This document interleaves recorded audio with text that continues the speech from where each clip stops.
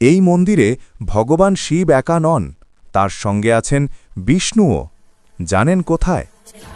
ভারতের অন্যতম প্রাচীন ও রহস্যময় শিব মন্দির লিঙ্গরাজ মন্দির। উড়িষ্যার ভুবনেশ্বরে অবস্থিত এই মন্দিরটি নির্মিত হয়েছিল প্রায় ১১০০ শতাব্দীতে এবং এটি কলিঙ্গ স্থাপত্যের এক অসাধারণ নিদর্শন হিসেবে পরিচিত। এই মন্দিরের সবচেয়ে আশ্চর্য দিক হল এখানে পূজিত হন ভগবান হরিহর, অর্থাৎ শিব ও বিষ্ণুর মিলিত রূপ।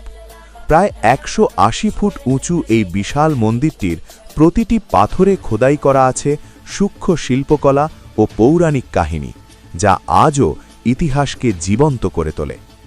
আরও একটি বিশেষ নিয়ম হল এই মন্দিরে শুধুমাত্র হিন্দুরাই প্রবেশ করতে পারেন, তবে বাইরে থেকেও এর মহিমা অনুভব করা যায়।